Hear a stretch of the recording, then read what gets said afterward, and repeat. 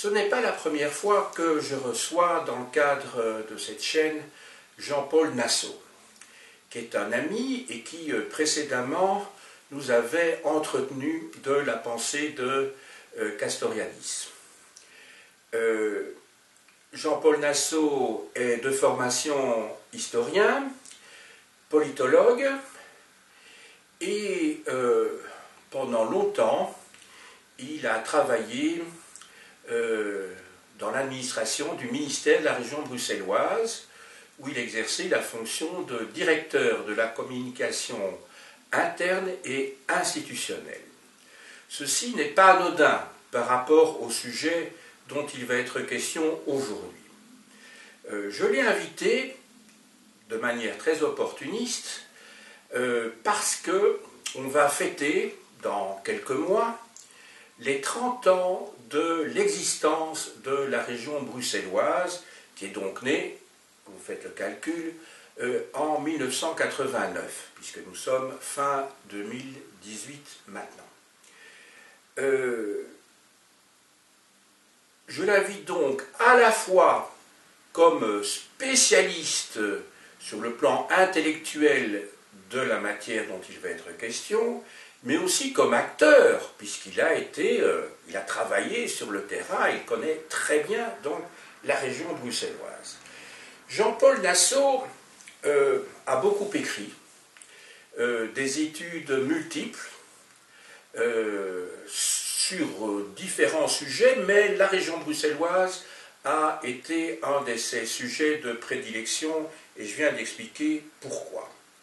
Je ne montrerai que ces deux dernières publications qui sont très récentes, elles datent de 2018. La première a été publiée dans le courrier hebdomadaire du CRISP, qui est donc le Centre de recherche et d'information sociopolitique. Il a publié une étude assez conséquente intitulée « Le retour du débat institutionnel bruxellois 2016-2018 ». Donc vraiment, il s'agit d'un sujet d'actualité même très chaude. Je vous montre à l'écran cette publication, que l'on peut d'ailleurs se procurer je suppose au CRISP. Dans certaines librairies. Dans certaines librairies aussi, hein. Voilà. Ça, c'est la première chose. Et alors, vient de sortir du four, si je puis dire, un ouvrage important qui fait près de 200 pages, qui s'intitule « La nouvelle configuration des services publics bruxellois sous la direction de Jean-Paul Nassau et d'un autre ami qui s'appelle Alexandre Pirot ». Cet ouvrage constitue en fait le numéro 30 de la revue Pyramide, édité par le CERAP, c'est-à-dire c'est la revue du Centre d'études et de recherche en administration publique de l'Université libre de Bruxelles. Je vous montre l'ouvrage, donc il est très très récent, donc ça date du mois d'octobre 2018, et notre ami Jean-Paul y a publié une étude importante de près de 80 pages avec Stéphane Hoekman. Cette étude s'intitule « L'évolution de la structure des services publics régionaux bruxellois 1989-2018 ». Donc on voit donc en quoi mon invité d'aujourd'hui est vraiment la personne tout à fait idoine pour traiter des 30 ans d'histoire de la région bruxelloise. Donc, si vous faites le calcul, on peut dire que la moitié de ce volume est due à la plume donc, de Stéphane Hoekman et de Jean-Paul Nassau.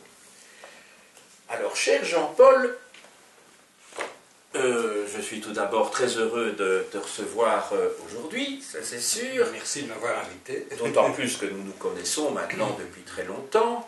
Nous avons des liens d'amitié et aussi des liens, je dirais, en tant que collègues, puisque nous sommes tous les deux historiens de formation.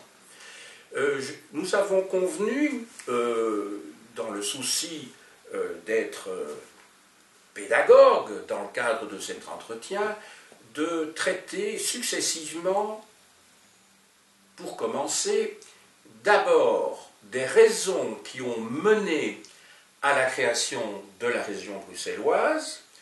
Ensuite, nous allons aborder le sujet qui est évidemment essentiel, qui est celui de ses compétences, de l'organisation des institutions, des organes de la région bruxelloise, et le problème du financement. Et puis, dans une troisième partie, on abordera les problèmes spécifiques à Bruxelles, dans le cadre de la Belgique fédérale, et nous y reviendrons tout à l'heure. Il est entendu qu'il s'agit d'un cadre général et que j'interviendrai à différents moments avec des sous-questions lorsque des thématiques me sembleront particulièrement intéressantes et nécessaires à développer pour la bonne intelligence de nos auditeurs et nos auditrices. Je n'oublie pas qu'une grande partie de nos éditeurs et de nos auditrices sont français et françaises, et par conséquent, donc, mon invité a bien conscience du fait qu'il va falloir réexpliquer, ou expliquer en tout cas un certain nombre de choses dans le cadre particulièrement complexe de la politique et des institutions belges. Voilà. Donc je te pose une toute première question, celle que j'annonçais. Pourquoi a-t-on créé une région bruxelloise? La première chose qu'il faut dire, c'est que je pense que les institutions belges sont peut-être les plus compliquées au monde. Oui. Et donc, nous avons un système fédéral composé de communautés et de régions. Alors, il faut savoir pourquoi on a à la fois des communautés et des régions, ce qui les différencie. Et pour ça, il faut revenir un peu, il faut remonter dans l'histoire. Et il faut remonter même à la création de l'État belge, où nous avons à ce moment-là un État bourgeois, avec suffrage censitaire, capacitaire, francophone, essentiellement francophone, puisque les élites parlaient français. Et cela va susciter d'emblée... Tu as cité la date de création de l'État belge? 1830. 1830, oui. Et dès 1840 à peu près, se crée un mouvement flamand, parce que les Flamands considèrent qu'on ne respecte pas leur culture, leur langue, dans le cadre de cet État belge. Il faudra attendre les années 90 pour que la constitution belge soit traduite en néerlandais, par exemple. Alors, ce mouvement flamand va envisager de construire la Belgique sur base de deux grandes communautés. En fait, leur principale revendication, c'est l'autonomie culturelle. Ils se sentent dominés par une langue qui, à l'époque, au début du XIXe siècle, le français était encore une langue beaucoup plus rayonnante qu'aujourd'hui. C'était encore la langue de la diplomatie, etc. Donc, ils se sentent dominés par une culture qu'ils estiment écrasante. Et donc, ils vont exiger une autonomie culturelle. C'est-à-dire qu'ils considèrent qu'il y a deux grandes communautés en Belgique, les francophones en Wallonie et les flamands en Flandre, et que chacun doit gérer ses affaires culturelles de son côté. Et donc, on part du côté flamand d'une vision de la Belgique fondée sur deux identités.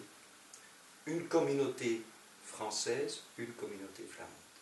Alors que du côté francophone, on deviendra régionaliste parce que la Wallonie, qui est prospère au XIXe siècle, va progressivement s'essouffler au niveau économique. Particulièrement juste après la Seconde Guerre mondiale. On assiste à la fermeture des charbonnages, à la crise de la sidérurgie, etc. Et à ce moment-là, la Wallonie se sent abandonnée par les grands capitalistes belges, la Société Générale, etc., et par l'État belge. Et donc, du côté wallon, surtout du côté syndical wallon, ce qu'on appelait le mouvement populaire wallon, avec des leaders comme André Renard, ce mouvement syndical wallon va exiger, lui, une Belgique basée sur des régions, c'est-à-dire des régions qui ont des compétences non pas en matière de culture, mais en matière d'économie, de socio-économique, de tout ce qui touche au territoire. Et là, il y a un événement important pour illustrer ce que tu viens de dire, c'est au fond la grande grève de l'hiver 60-61, où on va avoir justement en Wallonie des syndicats qui sont beaucoup plus actifs qu'en Flandre, et une mobilisation beaucoup plus importante en Wallonie que dans le nord du pays. Tout à fait. Et en fait, ce mouvement social, ce mouvement syndicaliste, socialiste wallon, est régionaliste. Donc, et on voit aujourd'hui encore dans le syndicat, la FGTB wallonne garde ce côté encore très régionaliste qui remonte à l'époque renardiste. Et donc tout ça pour dire qu'on a deux visions de la Belgique qui s'opposent. Côté flamand, on veut deux communautés. Côté francophone, on veut trois régions, parce que du côté des Wallons, on considère que les problèmes de Bruxelles ne sont pas les mêmes sur le plan socio-économique que ceux de la Wallonie, et que donc il faut qu'il y ait une région bruxelloise qui gère ses propres problèmes liés au territoire, une région flamande et une région wallonne. Donc, alors, vous savez, quand vous avez des visions différentes, bon, il n'y a pas 36 solutions. Soit le plus fort impose son point de vue au plus faible, hein, on l'a vu dans différentes parties du monde, ce qui crée frustration, révolte, etc. Soit on négocie. Mais qui dit négociation dit compromis. Et qui dit compromis dit complexité. Et c'est comme ça qu'en Belgique, nous avons à la fois des communautés qui s'occupent des matières culturelles, d'enseignement, des matières dites personnalisables, c'est-à-dire tout ce qui est santé, aide aux personnes, et des régions qui s'occupent de matières liées au territoire, l'aménagement du territoire, le logement, l'environnement, l'économie et l'emploi. Donc on a deux types d'institutions qui se superposent. Une grande communauté flamande qui peut agir dans ses compétences culturelles et à Bruxelles, une communauté française qui peut le faire aussi, et des régions, chacune limitée territorialement, qui gèrent les compétences au niveau du territoire. Alors, la région bruxelloise a été créée après les deux autres régions. On a créé la région wallonne et la région flamande en 1980.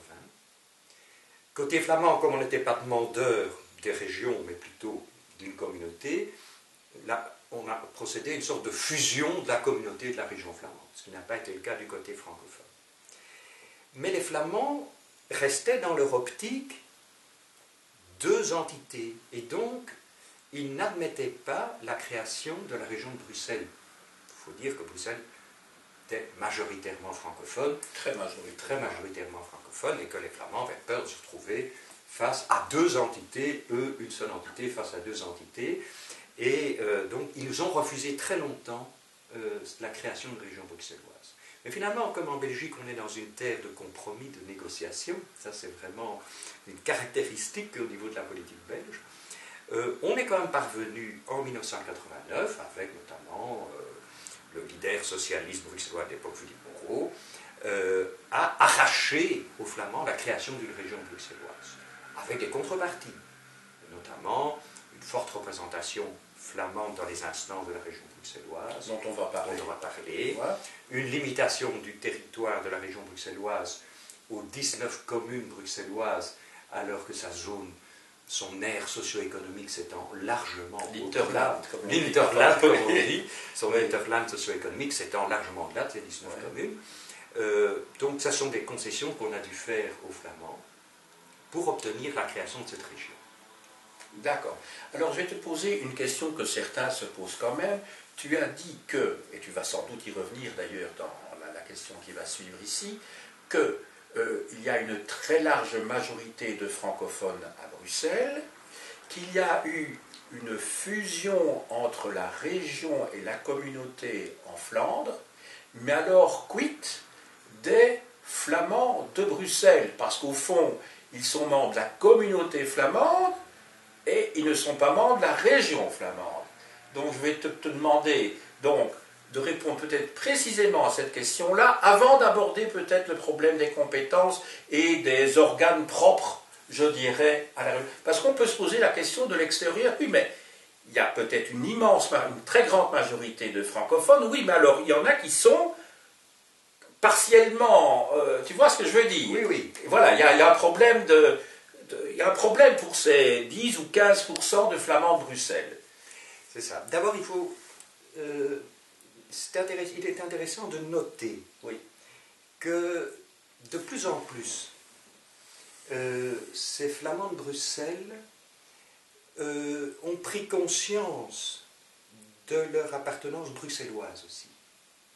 Et on le voit, les élus de ces flamands de Bruxelles, dans les instances régionales, en tout cas de plusieurs partis, ne sont pas toujours sur la même longueur d'onde que la puissante Flandre à côté, en ce qui concerne Bruxelles. Ils défendent davantage les intérêts bruxellois. Quelqu'un comme Guy Van Engel, par exemple, l'actuel ministre des Finances régionales bruxelloises, est un pur bruxellois. Il se considère comme bruxellois, tout flamand qu'il est. Alors, en ce qui concerne le problème que tu posais, les flamands de Bruxelles, pour tout ce qui est culturel, enseignement, relève de leur communauté, de la communauté flamande, parce que la communauté flamande a un enseignement néerlandophone à Bruxelles. Elle a des hôpitaux, elle a... Bon, donc la communauté flamande a des compétences dans ces matières-là à Bruxelles. Mais par contre, quand il s'agit d'obtenir un permis d'urbanisme, par exemple, là, on est dans une compétence régionale, ben là, le flamand de Bruxelles ou le francophone de Bruxelles relève de la même autorité régionale. C'est ça, d'accord. Ok. Il y a quand même quelque chose qui doit frapper peut-être nos amis français et d'autres, comment dirais-je, d'autres régions d'Europe lorsqu'ils arrivent à Bruxelles, pas immédiatement parce que ce n'est pas quelque chose d'essentiel, mais quand même. Bruxelles, tu le dis, a quand même une spécificité, y compris pour ses habitants néerlandophones. C'est-à-dire que de plus en plus, il y en a certains qui se sentent bruxellois avant de se sentir flamands au sens territorial du terme, entendu. Et même communautaires. Ils sont flamands, mais en même temps, ils ont quelque chose qui n'est pas tout à fait ce que l'on ressent en termes d'opinion en Flandre. Mais il y a, parmi ces compromis dont tu parles, il y a des expressions et des compromis qui ont été élaborés et qui font penser que l'on se trouve, je dirais, dans certains albums d'Hergé, le Sceptre d'Ottokar ou le Pays de l'Or Noir, où il y a des orthographes comme ça qui sont particulières. On parle ainsi du beaux-arts, c'est un mot qui vient du français mais qui est écrit d'une manière particulière, B-O-Z-A-R, c'est pour parler du Palais des Beaux-Arts, ou la cinémathèque avec un K, hein, c'est pas cinémathèque, c'est pas, voilà, c'est cinémathèque, c'est un mot inventé, et alors il y a la fête, une fête bruxelloise qui est la Zineke-parade. Et Zineke, ça veut dire en fait la parade, la fête des métis, au fond. Un Zineke, c'est un petit chien hein, qui n'est pas un chien de race. C'est un mélange. Voilà, c'est un mélange. Alors, c'est simplement pour compléter ton propos. Ce n'est pas une question, en fait, hein, c'est pour compléter. Alors, tout ça pour illustrer un petit peu pour nos amis étrangers que Bruxelles a quand même une spécificité et que l'on est peut-être en train de créer ou de renforcer une spécificité là. Il y a aussi le renforcement par des expressions comme ça. Et d'ailleurs, à Bruxelles, il y a des expressions qu'on n'utilise qu'à Bruxelles, qu'on n'utilise pas en Wallonie, donc les Bruxellois francophones eux-mêmes ne se sentent pas wallons véritablement, ils sont francophones. Bon, moi je suis né à Bruxelles, je ne sais pas si c'est ton cas, ben voilà, il y a plus de 60 ans, et donc quand j'étais à l'école, j'étais dans une école francophone, mais il y avait toute une série d'expressions qu'un wallon ne pouvait pas comprendre. Ah, faire quelque chose en stummelings, avoir un dickeneck, des tas de choses comme ça, qui sont en fait du flamand populaire, du bruxellaire, comme on le dit. dialecte bruxellois. Voilà, et qui montre qu'on a quand même un certain attachement et des choses quand on discute avec un Wallon, ça ne va pas. De la même manière qu'un Bruxellois, quand il va en Wallonie, il y a des expressions propres, hein, le copette, je ne sais pas moi, etstevoy, voilà, ce sont des expressions typiques. Voilà. Alors maintenant, ma deuxième question, qui est beaucoup plus fondamentale que mes petits commentaires, c'est le problème des compétences. Pourrais-tu nous expliquer, les compétences, tu les as expliquées, mais dans quelle structure institutionnelle peuvent-elles être mises en application et quels sont les organes également qui permettent la gestion de Bruxelles? Est-ce que tu pourrais nous expliquer ça en sachant très bien que c'est extrêmement complexe, donc je vais te demander un effort de simplification, d'autant plus qu'il est question de simplifier également dans l'avenir les institutions bruxelloises. Pourrais-tu nous expliquer donc quelles sont ces institutions? Donc, la loi du 12 janvier 1989 qui crée la région bruxelloise a comme dénomination loi spéciale relative aux institutions bruxelloises, au pluriel. Oui. Donc il y a plusieurs institutions. Il y a la région, bien sûr, mais gravitent autour de la région ce qu'on appelle les commissions communautaires, qui sont des organes qui ont des compétences du type communautaire ou culturel et qui sont, ici je vais dire grosso modo, liés à leur communauté flamande d'un côté, communauté française de l'autre. Mais c'est le même personnel politique. Donc en fait, comment ça se passe?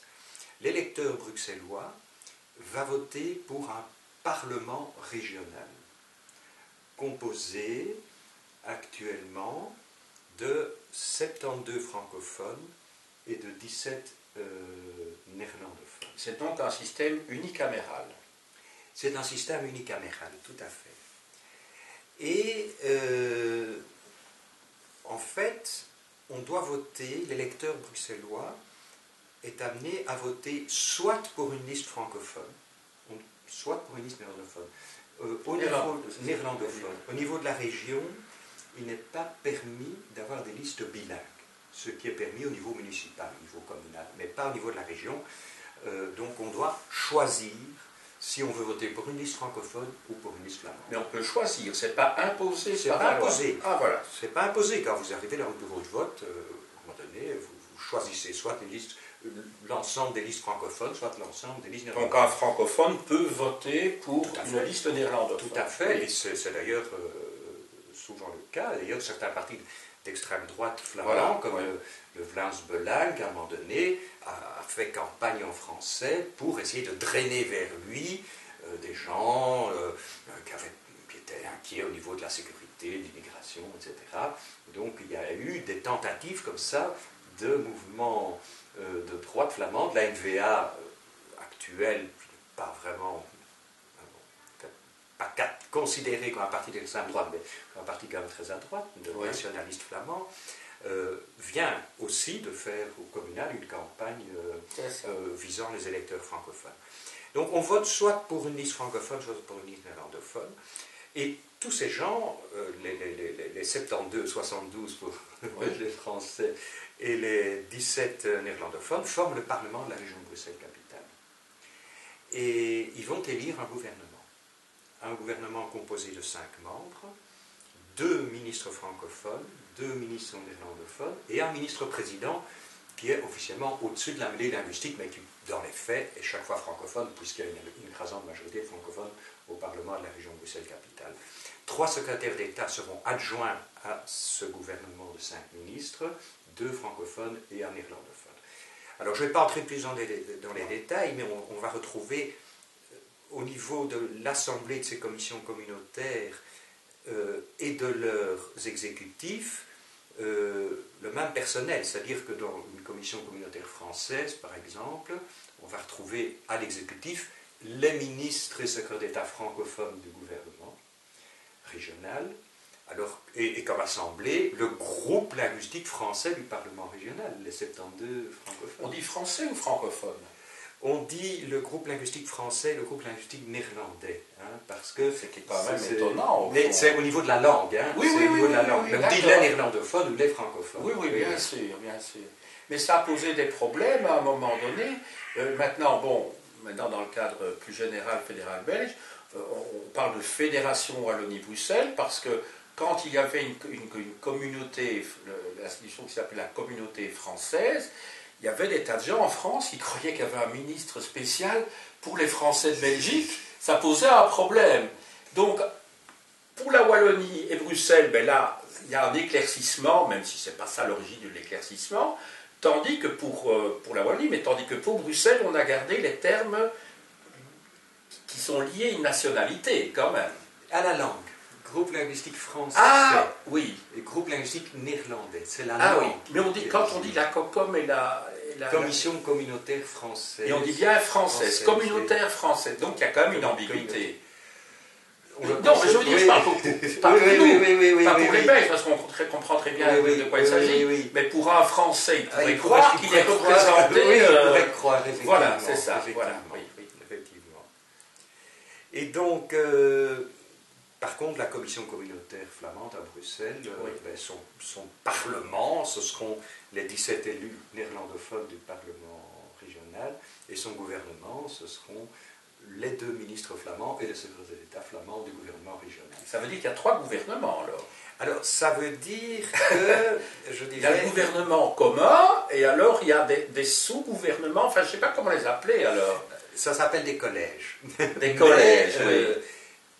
Et là, on entre dans une très grande complexité. C'est ça. On entre dans une très grande complexité parce que, progressivement, avec le temps, ces institutions ont évolué, et alors qu'à la base, on avait une certaine symétrie avec le gouvernement régional, une commission communautaire flamande qui était sous la tutelle de la communauté flamande, une commission communautaire française sous la tutelle de la communauté française, progressivement, on a évolué, et du côté francophone, on a transférer des compétences de la communauté française, donc qui regroupait l'ensemble de la francophonie belge, vers cette commission communautaire française qui du coup a acquis un statut d'entité fédérée souveraine, ce qui n'a pas été le cas du côté flamand. Donc la commission communautaire flamande reste sous la tutelle de sa communauté, tandis que la commission communautaire française, pour une partie de ses compétences, est autonome.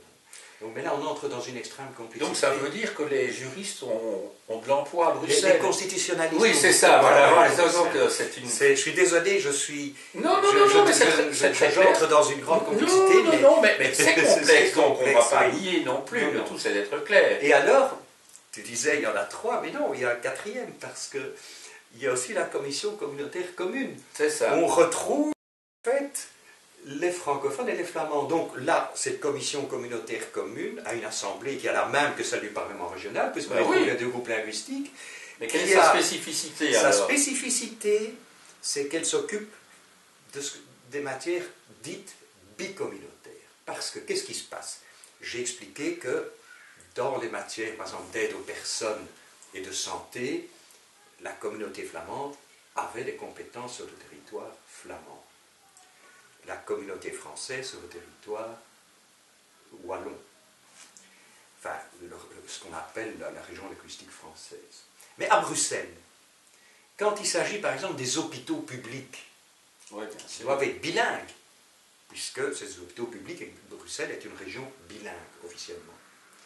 Les hôpitaux publics ne peuvent pas dépendre de la communauté flamande, ni de la communauté française.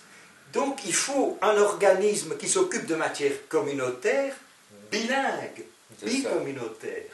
Ça, c'est la commission communautaire commune, qui vient d'hériter, depuis la dernière réforme de l'État, d'une compétence vraiment très importante qui a décuplé son budget.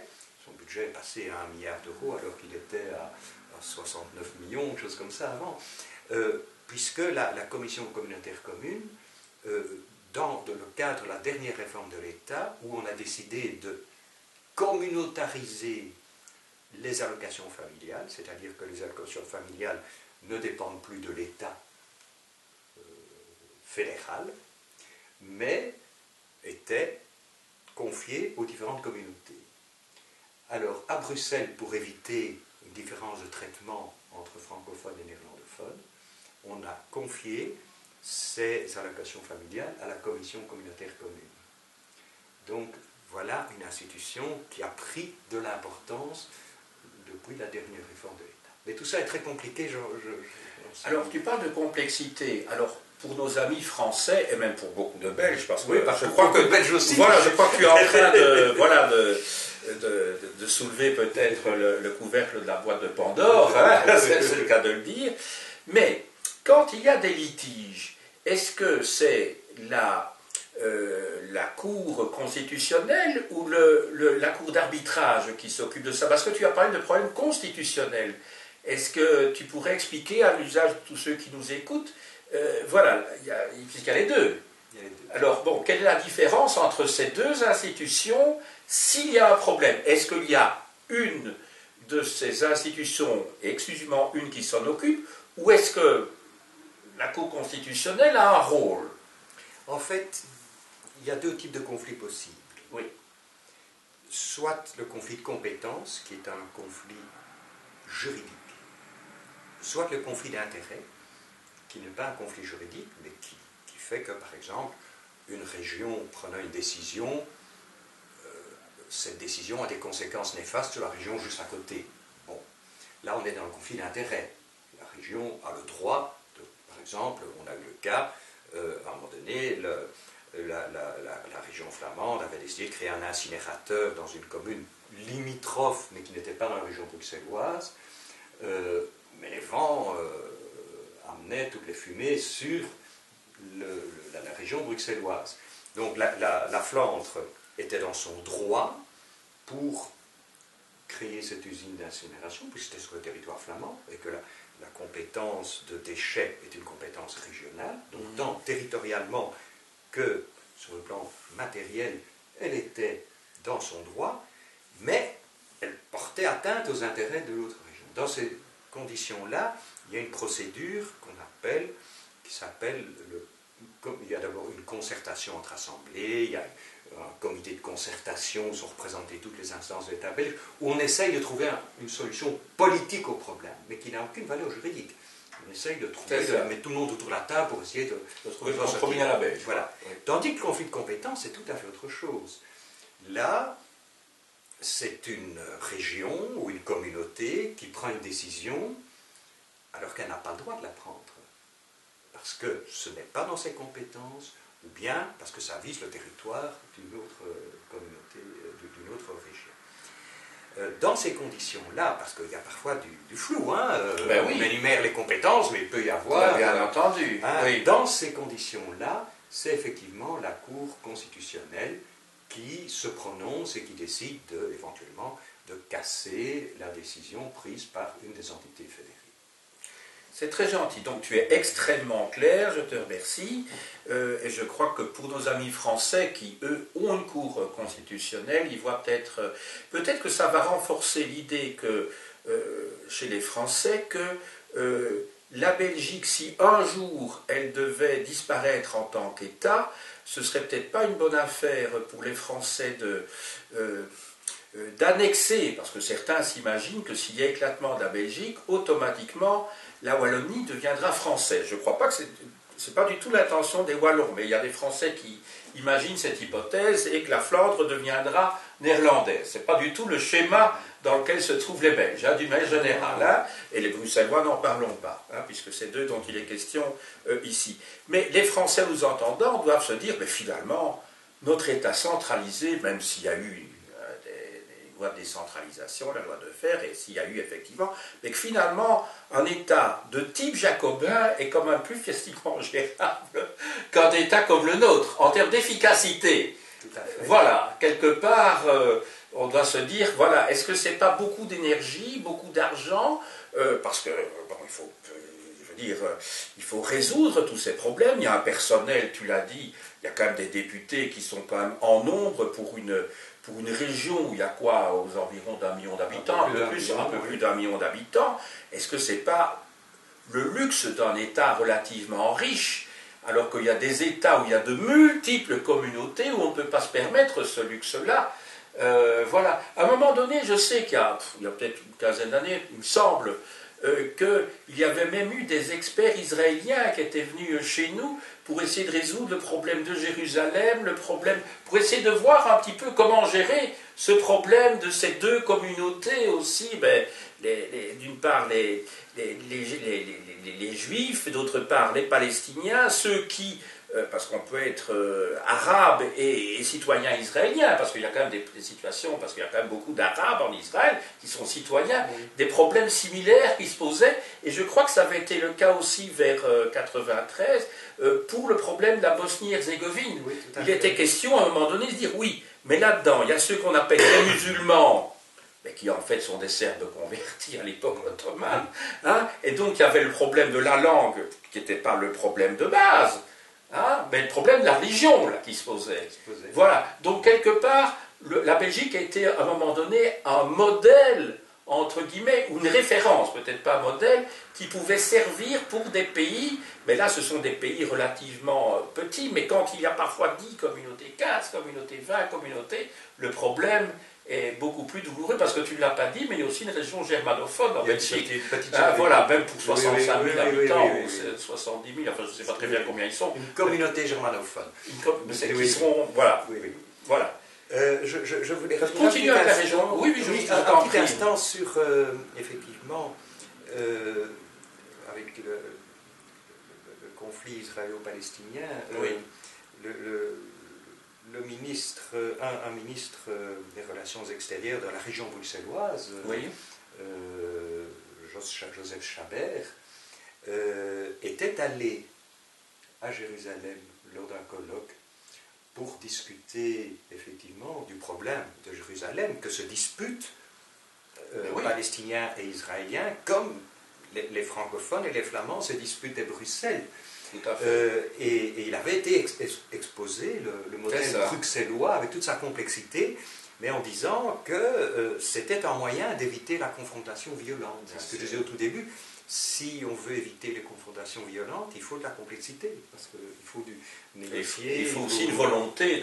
Il faut une volonté. On aurait pu imaginer à Jérusalem une ville gérée un peu comme Bruxelles, avec un groupe, un parlement ou un super conseil urbain de Jérusalem composé d'un certain nombre d'Israéliens et de Palestiniens, avec une instance exécutive composée de Palestiniens et d'Israéliens qui dialoguent ensemble et qui, on l'a vu à Bruxelles, ça calme le jeu, en tout cas au sein de l'entité.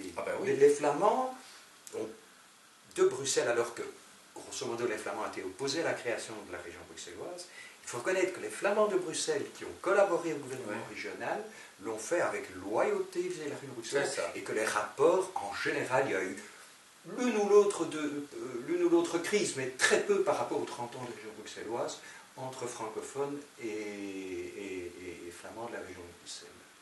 C'est ça. Sauf que, en ce qui concerne Jérusalem, évidemment, il ne faut pas attendre ce type d'initiative du gouvernement Netanyahou dans les circonstances actuelles, je crois. Oui, donc, mais, voilà. Je ne sais pas si Joseph Chabert aurait pu, sa présence aurait eu du sens à l'heure actuelle, parce que ça date il y a quand même ça date de l'époque, je crois, d'Yitzhak Rabin. Oui, voilà. Tu as parlé d'un certain nombre de choses. Maintenant, quels sont les rapports entre la région et les communes? Il y a 19 communes à Bruxelles. Alors, la région a la tutelle. Est-ce que tu peux expliquer un petit peu comment ça se passe? Parce qu'on voit un petit peu comment ça se passe entre l'État fédéral et les entités fédérées. Et maintenant, comment ça se passe alors avec ce qui se situe en dessous, institutionnellement et politiquement, de la région bruxelloise? Comment ça se passe?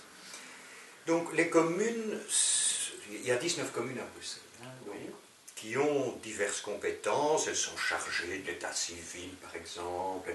Elles ont certaines compétences en matière d'urbanisme, en matière d'emploi, etc.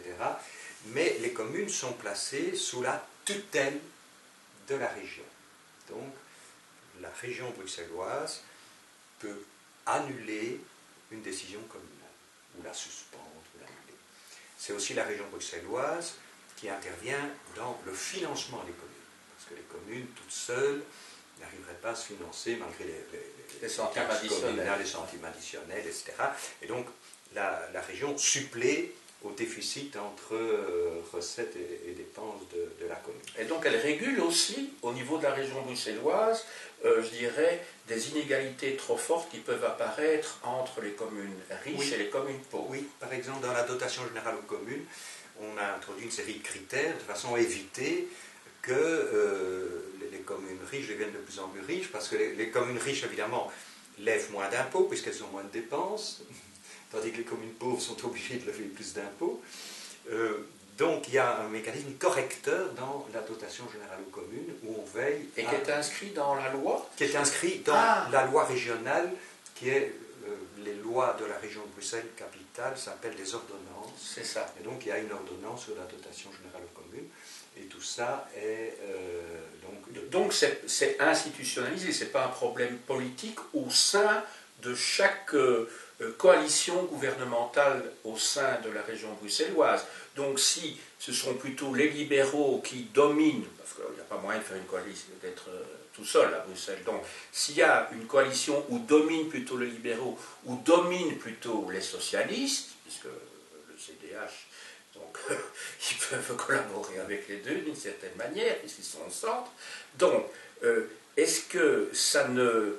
va pas, comment dirais-je, est-ce que les types de coalitions ne vont pas influer sur ce vase communicant? C'est la question que je me pose. Parce que finalement, ceux qui deviennent ministres, souvent, ce sont des gens qui ont en charge, dans le cadre d'une législature communale, ils doivent veiller à leur, comment dirais-je, aux intérêts de leurs électrices et de leurs électeurs, même s'ils sont déchargés officiellement, s'ils sont empêchés pendant la durée de la durée d'exercice de leur mandat au gouvernement bruxellois. Est-ce qu'il n'y a pas des tensions? Est-ce que donc comme c'est prévu par la loi, est-ce que c'est quelque chose qui est quantifié dans la loi? Ou comment ça se passe? Il y a une série de critères, effectivement, voilà, oui, qui sont définis. Comme quoi, par exemple?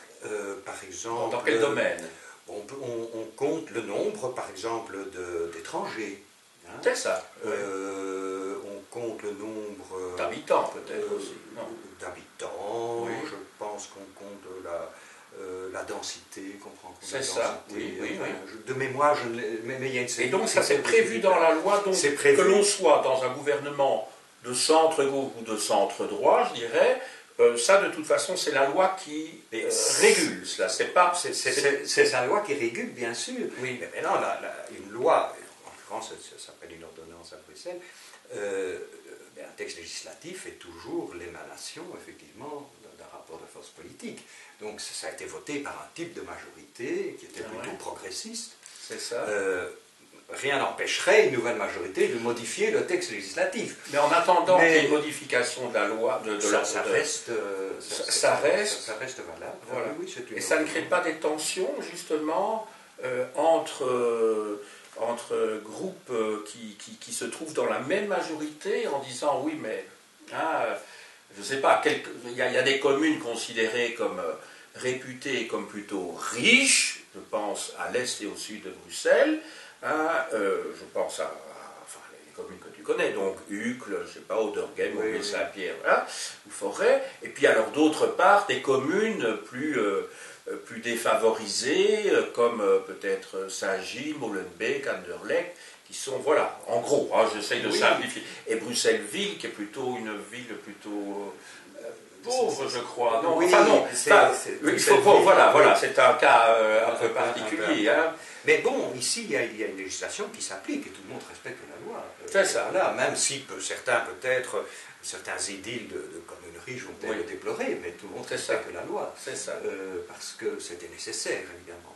Oui. Avant qu'on ne vote cette dotation aux communes, on voyait que l'écart entre de richesse entre les communes du sud-est, par exemple, et celles du nord-ouest augmentait entre les communes de la première, de la seconde ceinture et les communes au-delà. Il y avait vraiment des problèmes d'écart de richesse, et donc il fallait corriger. Et ça a été fait, et cette législation est respectée. C'est ça. Mais pour revenir aux communes, le problème qui se pose, et là on tombe peut-être sur une autre question, c'est sur la simplification. Oui, oui, mais tu peux l'aborder maintenant. Hein. Tu l'abordes Parce maintenant. que 19 communes sur un territoire quand même de 160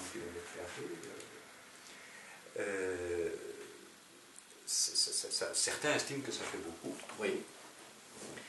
Et donc il y a toute une problématique. Bon, je parlais de toute la complexité, je parlais de l'existence à Bruxelles de la région de Bruxelles-Capitale avec des commissions communautaires. Les deux grandes communautés qui ont aussi une intervention à Bruxelles.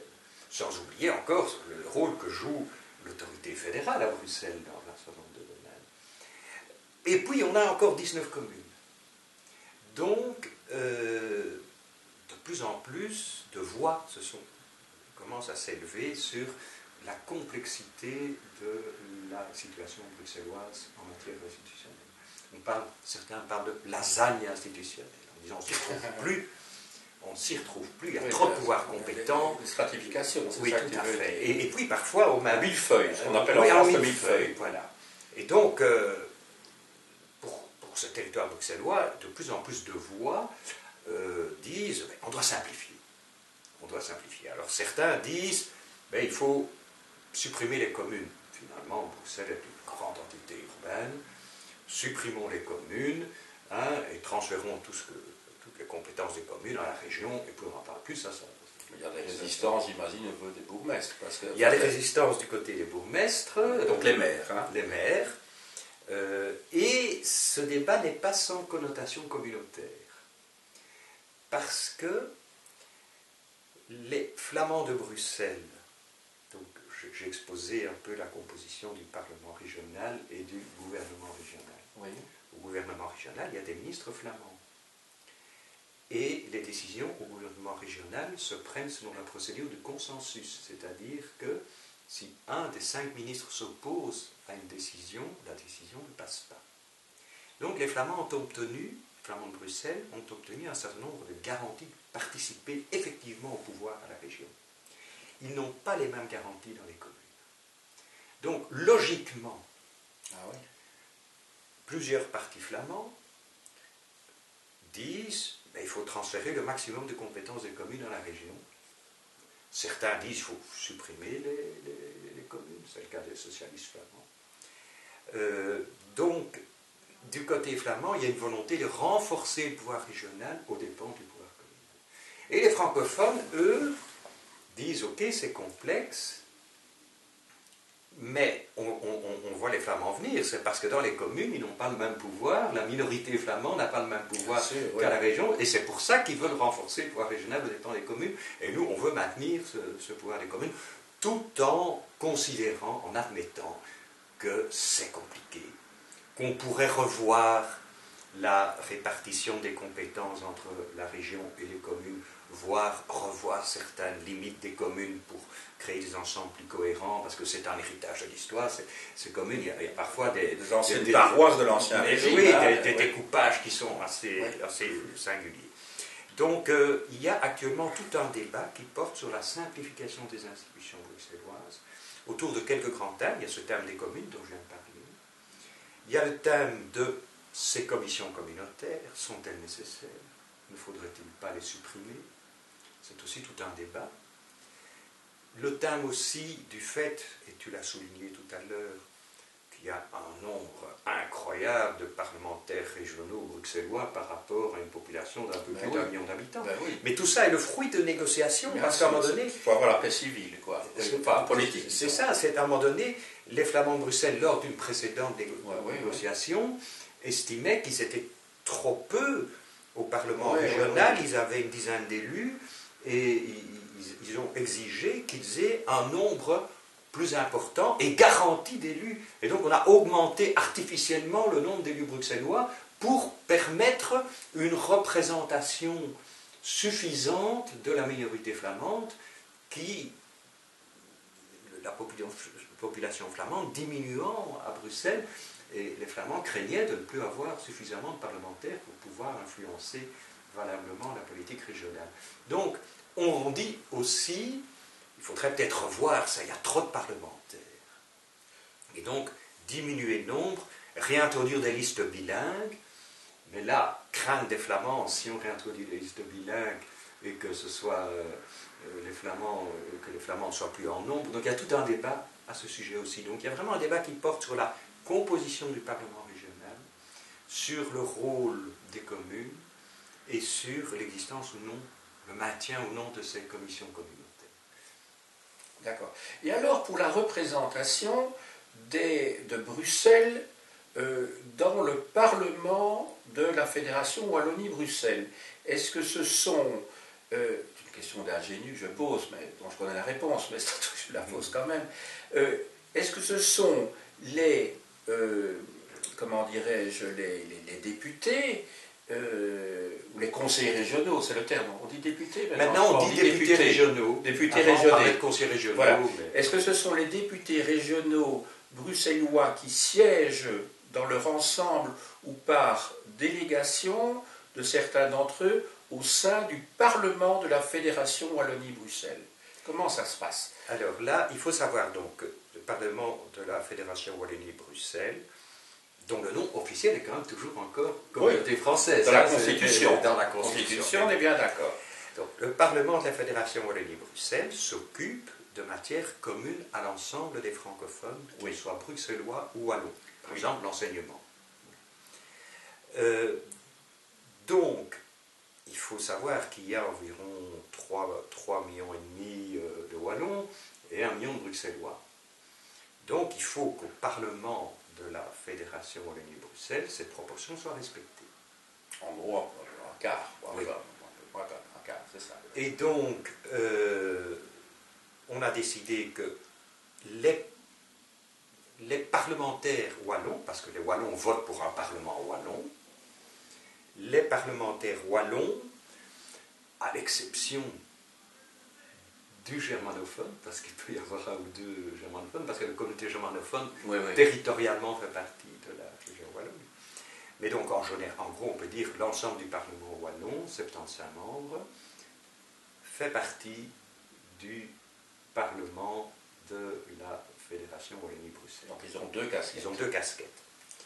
Côté bruxellois, on ne pouvait pas, évidemment, envoyer tout le groupe francophone, parce que sinon, on ne respectait pas la proportion. Donc, il y a, je pense, 19 francophones bruxellois, selon la représentation de chaque parti, qui sont envoyés aussi au Parlement de la communauté. Je t'ai posé une question, mais c'est pour montrer, nous voir nos auditeurs, nos auditrices, que ce qui se passe dans une région peut avoir une influence au niveau communautaire aussi. Donc là, on doit c'est un système où, je veux dire, il y a superposition, mais il y a connexion intime, donc on ne peut pas... c'est très compliqué. Il y a des compétences qui ne sont pas les mêmes, mais en même temps, dans la mesure où ce sont les mêmes représentants, en tout cas pour la Wallonie, qui siègent au Parlement wallon et au siège donc, de la Fédération Wallonie-Bruxelles, donc la communauté française. Du coup, ça a des incidences quant à la représentation des députés bruxellois au sein du Parlement. Voilà. Donc il y a une connexion quand même. Tout à fait. C'est une construction. Ce fédéralisme belge s'est construit comme ça, suivant différents compromis, au gré de différents compromis politiques et tout. On a construit quelque chose d'extrêmement complexe et fragile. C'est-à-dire que, comme tu viens de le montrer, il y a plein de choses qui sont imbriquées les unes dans les autres. Et donc, quand on dit il faut simplifier, oui, mais c'est très dangereux, parce que si... C'est comme un château avec des allumettes. Si on enlève certaines parties, d'autres ne s'y retrouveront plus, et donc on remet tout sur la table. Or, on est dans un contexte politique, ça il faut bien le dire aujourd'hui, avec dans notre gouvernement fédéral un parti, le plus puissant parti de la majorité fédérale actuelle, et le parti nationaliste flamand, Nieuwe Vlaams Alliantie. Et même pour toute la Belgique. Pour toute la Belgique. Pour toute la Belgique, c'est le parti le plus puissant pour toute la Belgique. C'est un parti qui est... autonomiste. je dirais même séparatiste. Dans ses statuts, il est indépendantiste.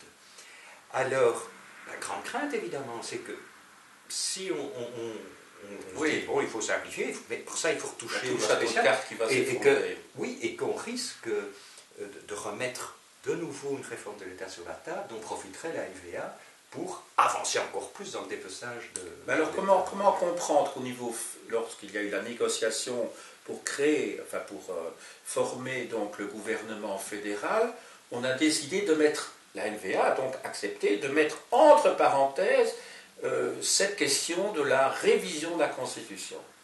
Parce pour la durée, en tout cas, de cette législature-ci. Pourquoi? Parce que la NVA, en fait, a deux grands points dans sa doctrine. Il y a le côté institutionnel, où ils sont pour les séparatismes, mais il y a le côté socio-économique, où là, ils sont vraiment dans la droite néolibérale pure et dure. Est-ce qu'on peut dire qu'ils sont plus à droite que les libéraux en Belgique? Je veux dire que le MR en partie francophone... Ils sont plus à droite que le MR sur le plan socio-économique, je le pense. C'est ça. Ils sont à peu près au même niveau que les libéraux flamands, sur le plan socio-économique. Oui, d'accord. Flamand étant par ailleurs plutôt pour un État unifié. Tout à fait, oui. Donc, et en fait, la NVA, poussée dans le dos aussi par le patronat flamand qui voulait obtenir un certain nombre de modifications dans le sens plus libéral. Donc, la NVA a accepté de mettre son programme institutionnel entre parenthèses pour pouvoir vraiment mener des réformes socio-économiques. Autre point aussi sur lequel la NVA est très présente, c'est justement les questions de sécurité, d'immigration, etc., sur lesquelles elle a des positions de droite assez dures. Et là aussi, elle se rend compte que c'est porteur de pas raciste à l'inverse du Vlaams-Belang. Pas raciste. Pas raciste, non. Il faut leur reconnaître, quand il y a eu un dérapage de l'un ou l'autre. Plutôt de la xénophobie que du racisme. Oui. D'ailleurs, ils ont une secrétaire d'État d'origine kurde au gouvernement fédéral. Et quand il y a eu l'un ou l'autre dérapage d'un conseiller communal ou de leur parti, ils ont tout de suite exclu la personne en cause ou l'ont écarté, etc. Mais par contre, leur secrétaire d'État jusqu'il y a peu, Theo Franken, lui, est clairement dans cette ligne xénophobe, pas raciste, mais xénophobe, on peut le dire. Effectivement, xénophobe, une politique extrêmement stricte à l'égard de l'immigration. Oui. Et ça, c'est aussi... Donc, on voit que la NVA, pour le moment, met l'accent d'une part sur le socio-économique, d'autre part sur les questions sécuritaires et de migration, et accepte de mettre son programme. Mais du coup, la peur que si d'autres partis disent, pour simplifier, par exemple, les institutions bruxelloises, on va lancer un débat, alors là, ils vont évidemment... De toute façon, c'est dans leur logiciel, c'est simplement une question de timing politique, quoi. Donc, dans leur vision... pour les 20 ans qui viennent, mais c'est quand même dans cette voie-là qu'ils veulent aller. Hein. Voilà. Alors, le financement de la région, et puis on a... je voulais juste revenir par rapport à la NVA et par rapport à la région bruxelloise, préciser que la NVA n'a jamais accepté la création de la région bruxelloise, et ne l'accepte toujours pas, et que le programme pour Bruxelles est que... il y a une sorte de super conseil municipal pour l'ensemble de Bruxelles, mais que les compétences seraient partagées entre les deux grandes communautés, et flamands et francophones de Bruxelles seraient obligés d'opter pour une appartenance communautaire ou l'autre, paieraient ses impôts, par exemple, à la Flandre ou à la Wallonie, et ses cotisations sociales, même chose, et recevraient les prestations sociales de Flandre ou de la Wallonie, et donc on aurait une sous-nationalité à Bruxelles. On n'aurait plus de régions qui regroupent l'ensemble des Bruxellois, on aurait des francophones qui côtoieraient des flamands à Bruxelles, qui n'auraient pas les mêmes droits, les mêmes impôts, etc. Donc c'est l'NVA, un programme là, qui revient au tout début du mouvement flamand, qui était deux grandes communautés et pas de régions bruxelloises. Il y a quand même, au moins sur le plan symbolique, quelque chose qui est de l'ordre du folklore et où pourtant tous les partis flamands se rejoignent. pour ceux de ma génération, parce que pour les plus jeunes, on ne passe plus vraiment des westerns à la télévision, mais on voyait dans les vieux westerns un poteau où il y avait quelqu'un qui était attaché, et puis on voyait les Indiens qui tournaient en rond. Est-ce que le fameux gordel, c'est-à-dire l'anneau, on peut traduire ça par anneau, je ne connais plus le mot, la ceinture, hein, comme le ring, hein, à ma connaissance, je crois que tous les partis flamands participent à ce circuit en vélo autour de la région bruxelloise, en restant en région flamande. Mais est-ce que ça ne ressemble pas un petit peu à ce... non, je pensais, parce que c'est quand même curieux, parce qu'on pourrait imaginer que justement ce soit les partis indépendantistes qui tournent à vélo, parce que c'est quand même 20 km ou plus encore, je ne sais pas, enfin c'est un circuit quand même assez important, hein, comme une manière de dire, oui, mais on n'oublie pas qu'on est autour de Bruxelles, donc Bruxelles est une sorte d'îlot, hein, voilà. Et pourtant, tous les partis participent du côté flamand. Est-ce que c'est pas un petit peu paradoxal pour ceux qui se disent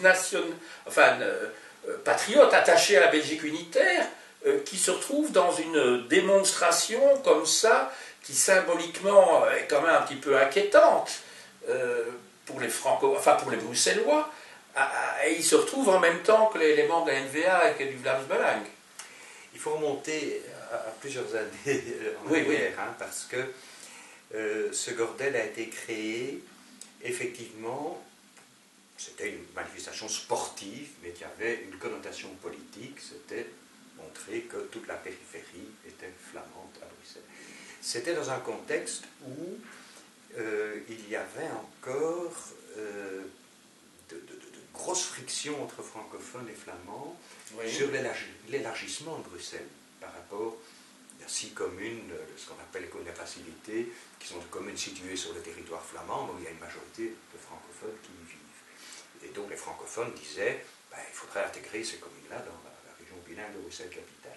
Donc ce bordel a été créé dans un contexte où l'ensemble des partis flamands, même ceux qui n'étaient pas nationalistes, séparatistes, etc., disaient, non, Bruxelles doit être unité aux 19 communes. Point. Et ce bordel est un peu l'expression, je dirais, symbolique de cet attachement de ces communes à la Flandre. Bon. Il a d'ailleurs perdu, ces 2-3 dernières années, depuis la dernière réforme de l'État, il tend à perdre sa dimension symbolique, politique, et pour redevenir plus une compétition, enfin une manifestation sportive. Il a perdu un peu sa teneur symbolique flamingante ces dernières années. C'est ça. Tu pourrais quand même nous expliquer comment la région bruxelloise est financée? Oui, alors... donc... Parce que l'argent est quand même le nerf de la guerre, et que si des politiques peuvent être menées à Bruxelles, c'est que, voilà, y a-t-il des impôts propres à la région bruxelloise? Est-ce que les habitants de la région bruxelloise doivent payer un impôt différent à la région bruxelloise? Moi, en tant qu'habitant de Bruxelles, je ne l'ai pas encore reçu cette année-ci d'ailleurs, mais je recevais une taxe de 89 €, hein, propre à la région bruxelloise. Comment ça se passe? Ou est-ce que ça vient du fédéral? Est-ce que tu pourrais nous expliquer tout ça? Je vais essayer d'être simple, hein, parce que... Tout est compliqué, on a bien compris depuis le début. Je pense qu'il faudrait bien une demi-heure pour expliquer tous les mécanismes de financement. Oui. Je vais donc rester aux grandes lignes. Très bien. En fait, il y a plusieurs sources de financement pour la région bruxelloise. Il y a une partie, une ristourne sur l'impôt des personnes physiques. Donc, on paye nos impôts. Il y a une partie de l'impôt des personnes physiques qui est ristournée aux régions. Ça, c'est une source de revenus. Avec une certaine clé de répartition. Avec une clé de répartition, c'est-à-dire que la clé de répartition, c'est en fonction du nombre d'habitants non, de la contribution de chaque région à l'impôt des personnes physiques. À Bruxelles, ça fait grosso modo 10%. C'est ça. Oui. Alors, autre grosse source de revenus, c'est ce qu'on appelle les impôts régionaux. Ce sont des impôts qui, autrefois, étaient perçus par l'autorité fédérale et qui ont été régionalisés. Bon. le précompte immobilier, par exemple. Le précompte immobilier, c'est une source de revenus de la région. Les taxes sur les jeux et paris, ce qui n'est pas négligeable quand on sait que ça inclut les casinos, par exemple, qu'il y a un casino à Bruxelles. La taxe maintenant de circulation routière qui a été régionalisée ici. Donc il y a un certain nombre d'impôts régionaux qui sont là, perçus par l'autorité régionale maintenant, et qui peuvent être différents donc selon qu'on habite Bruxelles, la Flandre ou la Wallonie. Il peut y avoir des différences de précompte immobilier, par exemple. Tout cela faisait que néanmoins, ce mécanisme de financement, il y a une loi spéciale de financement du 16 janvier 1989 qui organise tous ces flux financiers entre l'autorité fédérale, les communautés, les régions. C'est une loi extrêmement compliquée, mais qui a été modifiée quelques fois. Et donc, à la base, cette loi a organisé le financement des communautés et des régions, mais on s'est rendu compte que Bruxelles était pénalisée parce que Bruxelles a des dépenses qui ne concernent pas seulement ses habitants. Une question spécifique à le fait que c'est à son rôle de capitale et de capitale européenne. Voilà, un exemple, la sécurité lors des sommets européens, ça coûte très cher. Les nombreux nafteurs qui viennent à Bruxelles de Flandre ou de Wallonie, à peu près la moitié des travailleurs bruxellois, maintenant c'est tombé un tout petit peu en dessous de la moitié depuis un an, je crois, la moitié des travailleurs, des gens qui viennent travailler à Bruxelles, enfin les gens qui travaillent à Bruxelles viennent de Flandre ou de Wallonie. Oui, donc pour les transports. Ils utilisent les transports en commun bruxellois que financent les habitants de Bruxelles via leur fiscalité. Donc on a trouvé des moyens de... Alors il y a eu très vite une revendication des Bruxellois disant il faut un refinancement de Bruxelles, il faut un financement spécifique de Bruxelles vu son rôle de capitale nationale et internationale. Et il y a eu, lors de la dernière réforme de l'État, un substantiel refinancement donc de 461 millions d'euros pour notamment mener des politiques de mobilité à Bruxelles, pour les sommets européens, etc. Donc il y a eu un refinancement de Bruxelles qui a permis à Bruxelles de remettre la tête hors de l'eau au niveau financement. C'est ça. D'accord. Alors maintenant, nous arrivons tout doucement vers la fin de notre entretien, mais il y a des problèmes spécifiques. Tu viens de les évoquer, tu en as évoqué certains. Mais c'est quand même une ville moyenne, disons, c'est pas une grande ville, mais c'est une ville moyenne à l'échelle européenne. Et tout cadre, toute société urbaine a des problèmes spécifiques qui ont évolué avec le temps. D'autant plus que la population bruxelloise connaît comment dirais-je, des situations parfois sociales diverses. Je pense au problème du logement, je pense au problème de l'emploi, je pense au problème de lancement, et alors l'aspect démographique qu'implicitement j'évoquais il y a quelques minutes. Alors, depuis 30 ans, d'une manière générale, hein, évidemment, je ne te demande pas de rentrer dans les détails, est-ce que tu pourrais nous dire quelles grandes lignes, s'il y en a, ont été menées en termes de politique dans ces secteurs-là, et s'il y a des problèmes que l'on doit envisager, je pense maintenant à l'environnement, des choses comme ça, dans les décennies qui viennent. Comment tout ça a évolué, disons, depuis 1989 quels sont les grands problèmes qui ont été au centre des préoccupations des gouvernements bruxellois?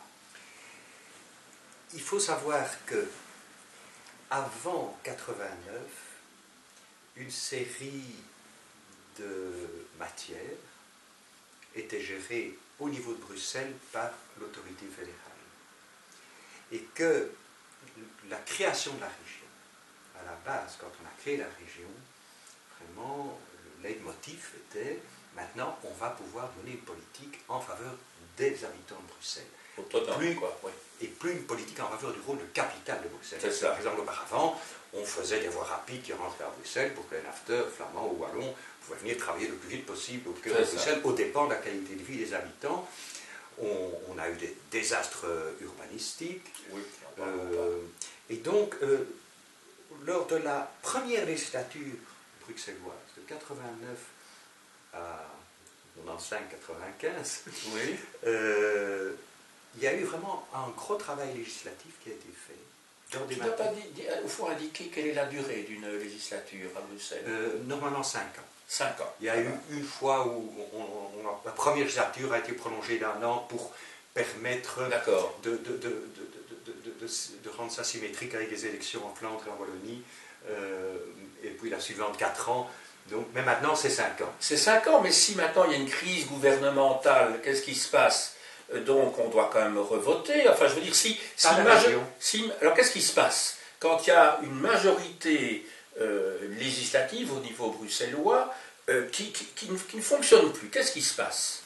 Est-ce qu'on va quoi? On va quand même pas aller jusqu'au bout des 5 ans, alors que les partis ne s'entendent plus à la suite de je ne sais pas quel événement. Si ils ne parviennent plus à être d'accord sur un accord gouvernemental au moment de la formation du gouvernement bruxellois, enfin il peut y avoir une crise pour des raisons X ou Y. Qu'est-ce qui se passe? Est-ce qu'on compte sur toujours ce fameux compromis à la belge? Oui, parce qu'on discute pendant 200 jours, 300 jours, jusqu'au moment où enfin on peut terminer la législature. Il y a une grande différence entre les parlements régionaux et le Parlement fédéral. Oui. Au Parlement fédéral, la dissolution, le roi peut dissoudre les chambres. C'est ça. Avec l'accord, évidemment. Oui. Il n'y a pas de dissolution possible dans les parlements. Et qu'est-ce qui se passe alors quand il y a une crise? Alors, si par exemple. Une crise majeure, je dis bien. S'il y a une majorité et que cette majorité éclate, il faut introduire ce qu'on appelle une motion de méfiance constructive. C'est-à-dire que, imaginons que nous ayons. On a failli avoir le cas. On a pour le moment une majorité du côté francophone à la région bruxelloise, PS, Parti socialiste. Défi et CDH. Bon, du côté flamand, enfin après. Oui. Donc, si on veut renverser ce gouvernement, il faut qu'une majorité de parlementaires introduise une motion de méfiance constructive. C'est-à-dire, il ne s'agit pas seulement de dire on va renverser le gouvernement, il faut dire on va renverser le gouvernement par tel autre gouvernement. Et c'est pas exclu que ça puisse se faire quand même. Alors, s'il y a des négociations parallèles entre certains partis de la majorité à un moment donné. Donc, de deux choses l'une. Alors on continue la législature avec la nouvelle coalition. Voilà. Ah, c'est ça, d'accord. Okay. Et pour revenir donc à ta question précédente qui était de l'évolution des politiques menées. Oui, tout à fait. Oui. Donc, effectivement, il y a eu beaucoup de textes votés, notamment en matière d'urbanisme, parce qu'on se souvient de toutes les catastrophes. On a parlé de bruxellisation en matière d'urbanisme, de destruction urbanistique. Donc il y a eu vraiment des grandes mesures prises en matière d'urbanisme, de protection du patrimoine. Parce que là aussi, il faut se rappeler la maison du peuple d'Horta qui avait été démolie. Donc il y a eu vraiment beaucoup de choses faites en matière d'environnement. On a créé un permis d'environnement, etc. Donc on a pris à bras-le-corps un certain nombre de problèmes qui n'avaient pas été bien traités auparavant parce que ce n'étaient pas les élus bruxellois qui pouvaient les gérer. Donc ça a été une caractéristique. Certains problèmes qui existaient, mais donc on s'est attaqué d'abord à tout ce qui était urbanisme, environnemental, etc. Certains problèmes qui existaient déjà se sont accrus. Je pense par exemple au problème de mobilité.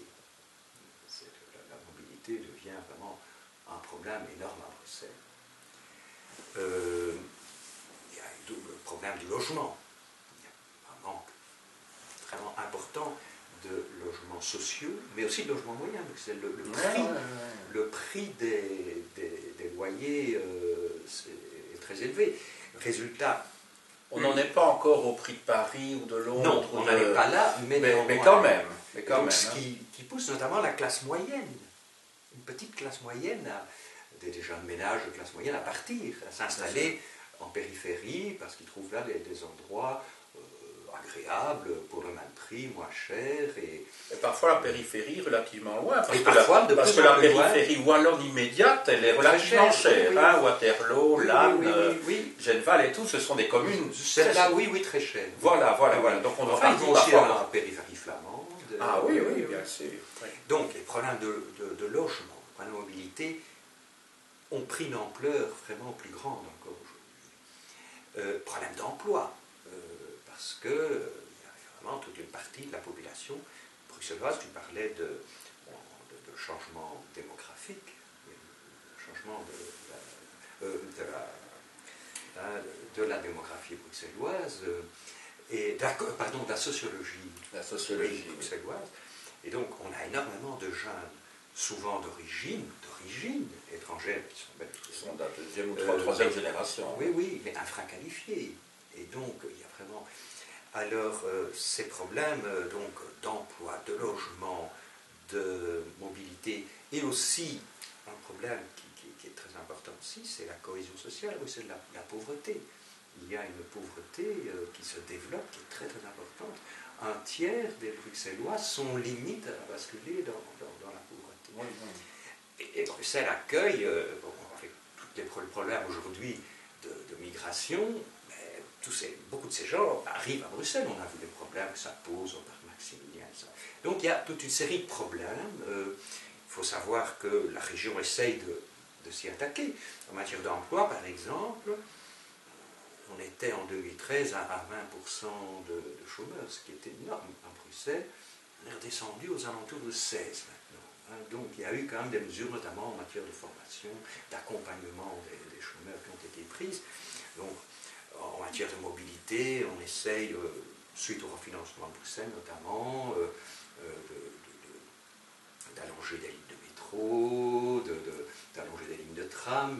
Donc on essaie de répondre au problème, mais il est énorme, d'autant plus que une partie du problème de mobilité, par exemple, échappe aux instances régionales bruxelloises, vu que la Société nationale des chemins de fer est restée du ressort du fédéral et qu'on parle depuis, comme un serpent de mer, du RER bruxellois qui avance vraiment très très lentement. On dit que 2030, 25 ans, c'est indispensable pour réduire, pour réduire l'afflux de voitures à Bruxelles.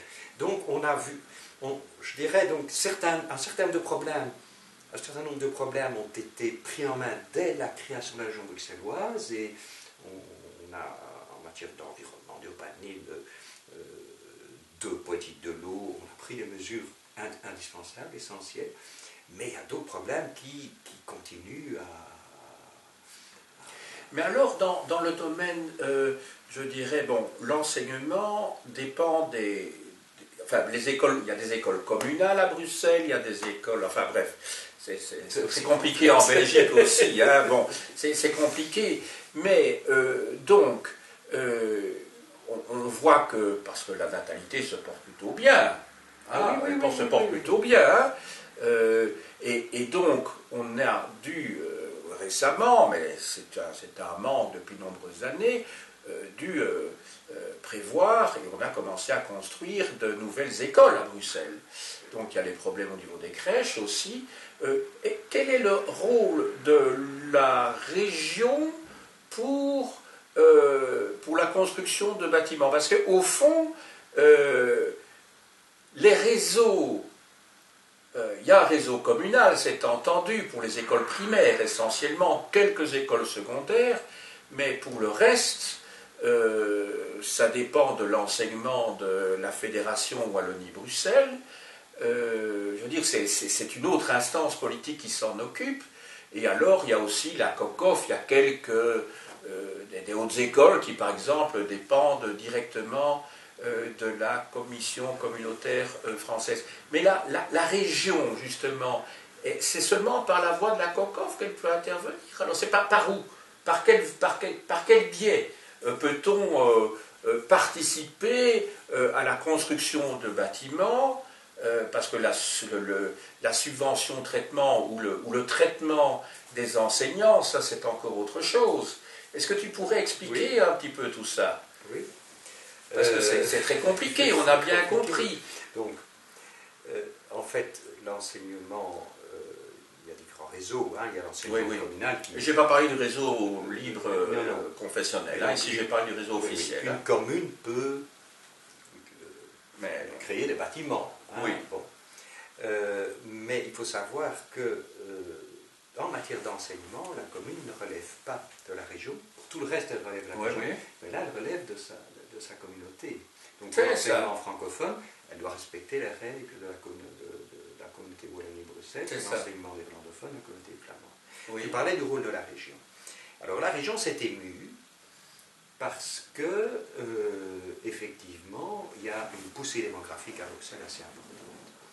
Et qu'on prévoit un manque de nombre de places dans les écoles, vu le nombre d'enfants qui arrivent. Et il y a 3-4 ans, je pense, c'était l'actuel ministre-président de la région, Rudy Vervoort, a décidé que la région devait être volontariste dans ce domaine, et notamment en matière de bâtiments scolaires.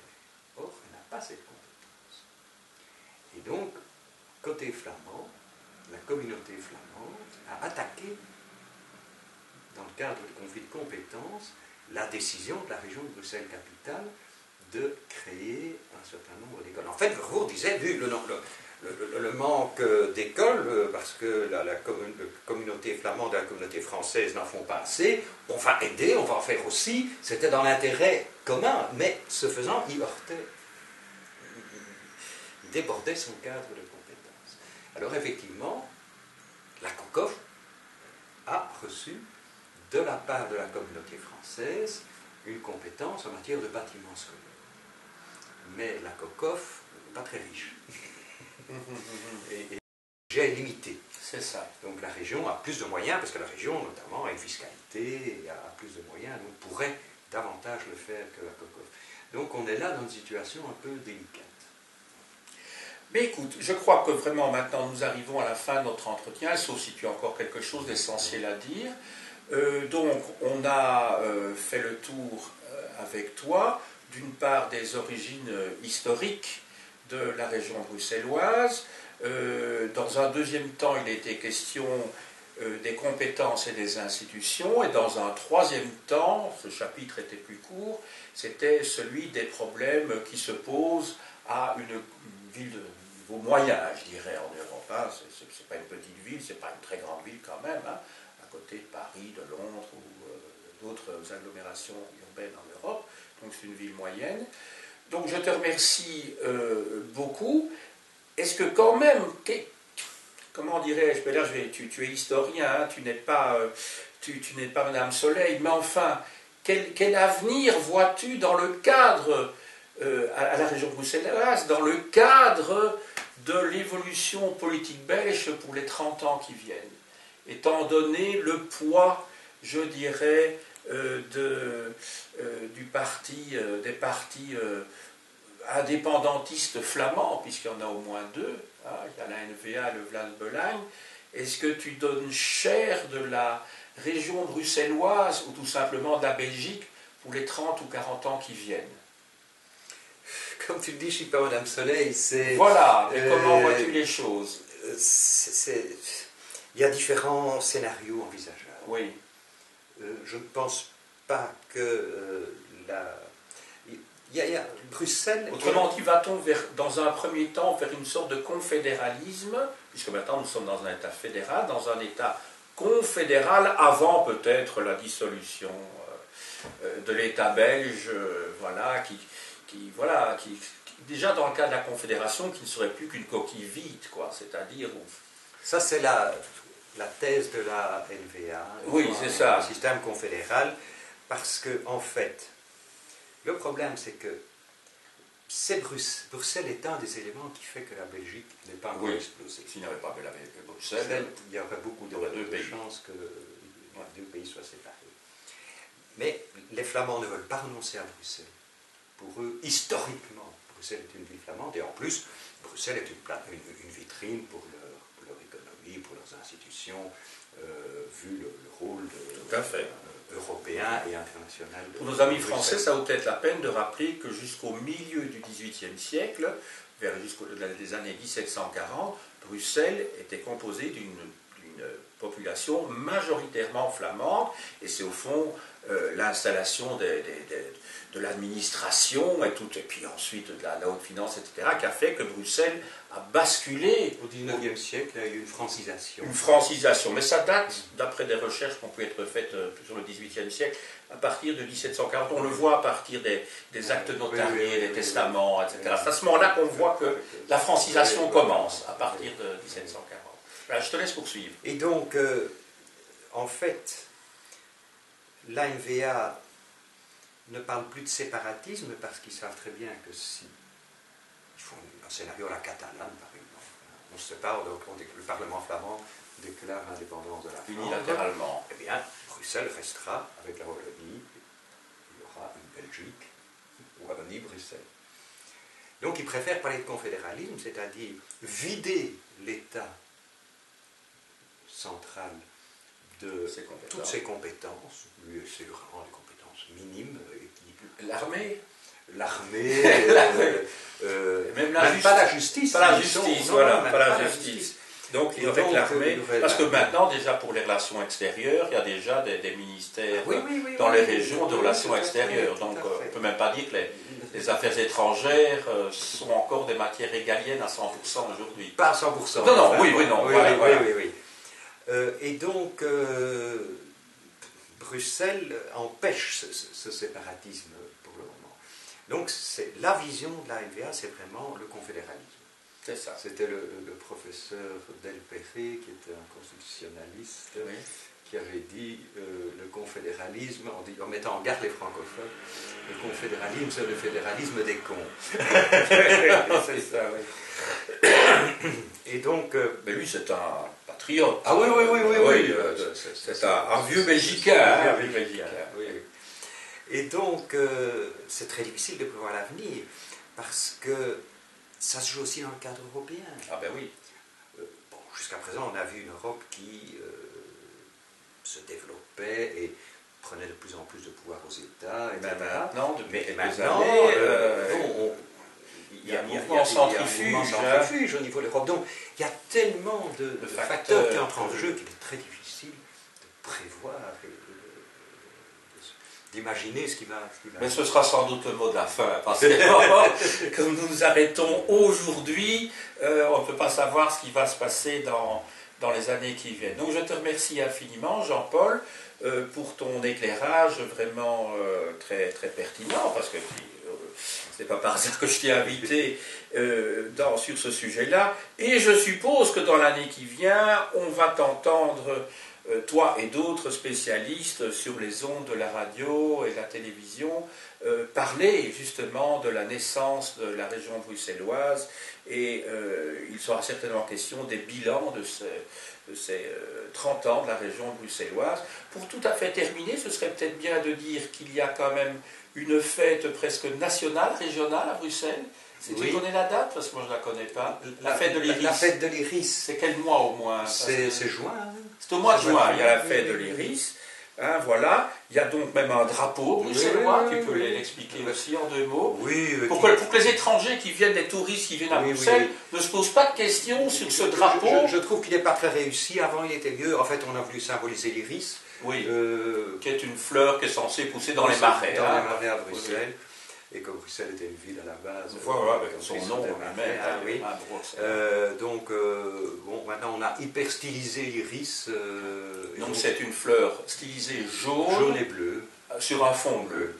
Voilà. Entendu. Sinon, je ne sais pas s'il y a d'autres spécificités pour les touristes qui viendraient à Bruxelles, qui feraient qu'à un moment donné, ils seraient dans l'incompréhension face à certaines choses. On a parlé du drapeau. Il n'y a pas encore d'hymne quand même, je ne crois pas. Hymne bruxellois, non. Non, alors que les Flamands, les Wallons en ont. Oui. Donc quand même, les Bruxellois ont quand même un sens de la mesure. Et que, dans quelle langue le chanterions-nous? Voilà. Mais on pourrait avoir la musique commune, sans avoir des paroles. On pourrait chanter en bruxellois. Mais encore, il y a le bruxellois flamand et le bruxellois francophone.